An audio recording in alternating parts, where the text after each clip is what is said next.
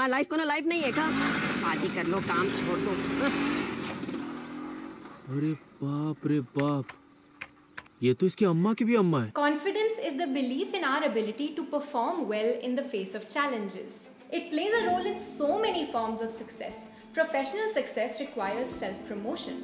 Achievement in sports requires grit, and leadership roles require decisiveness. These fields are all dominated by men.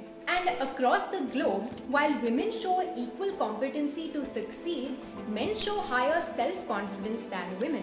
So why do women struggle to believe in their own worth despite their talents? Psychologists have shown that high self-confidence comes from repeated validation of one's performance. School, sport, and career provide settings that validate someone's abilities and boost self-confidence. But these environments don't operate the same way for everyone. From childhood, boys are encouraged to aim high, be it in sports or science and math, bolstering their belief in their own abilities. On the other hand, though girls have shown higher interest to learn and even higher academic performance in some research studies, they do not receive the same encouragement or support for their academic pursuits. This results in them being less confident in their abilities, even when their performance is at par or better than boys. This inequality in education has historical roots. Women in India were rarely encouraged to read and write up until the 19th century. Women's education focused on cooking, maintaining a household, and learning skills that would make them good wives, mothers, and daughters-in-law. Women weren't encouraged to be part of most professional fields that were considered the domains of men. However, from the early 20th century, professional avenues have opened up for women around the world. But India is still far behind, with less than 21% of Indian women participating in the paid workforce. That means a majority of Indian women are engaged in full-time housework, which is unpaid and unrecognized work, frequently seen as a duty rather than real work. Because society undervalues housework, often a lot of women who spend a lot of time on this work are not complimented or validated for their efforts or performance. And for women who take up careers, they find it hard to believe that they are good enough. Many times this is because workplaces have been so male-dominated that women don't have role models, mentors, or champions in the workplace to represent their needs and perspectives. This renders them less visible and makes it harder for them to speak up or be taken seriously when they contribute. It's also easier for men to express confidence at work.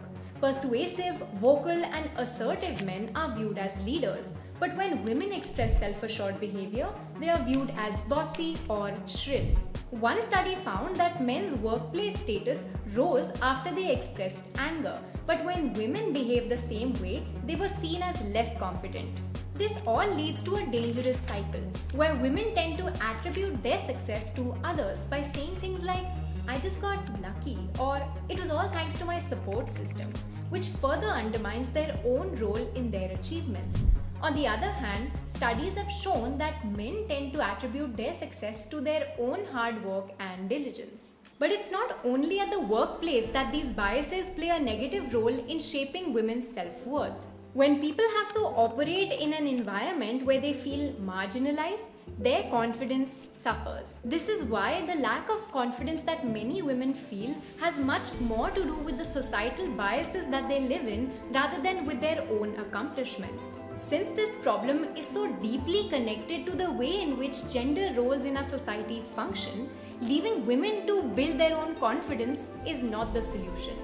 And it's not just gender. Social biases based on caste, class, race, and ethnicity have a huge role to play in how we view people and their worth.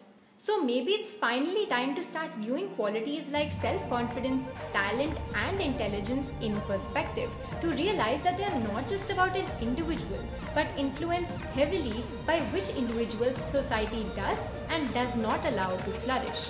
It's time to finally reflect on and actively challenge these biases to allow everyone to feel confident in who they are and what they can accomplish.